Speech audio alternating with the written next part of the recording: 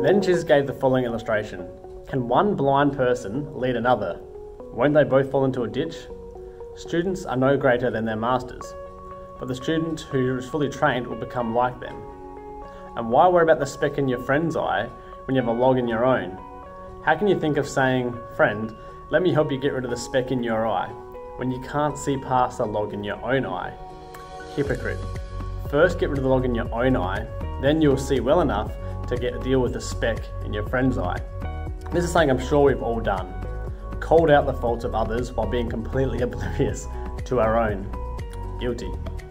Or perhaps we think we know more than we do, trying to give advice on something we actually don't know that much about, such as a relationship that someone might be going through a challenge. Could be a marriage one, friendships, siblings, or parenting issues, different people parent different ways. People who haven't got kids, trying to give people with kids advice.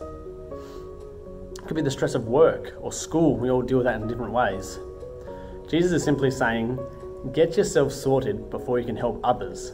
Otherwise you're being a hypocrite by ignoring your own faults and pointing out those of others. I love the language that Jesus uses here, this realistic exaggeration that helps us to see the ridiculousness of the helpful friend with a log in his eye, trying to point out the speck in his friend's eye. It's such a wild illustration. You think about it, a log trying to find a speck. It's so crazy and ridiculous. And Paul explains his point beautifully. So we all want to help people where we can, and it usually comes out of a place of having a good heart.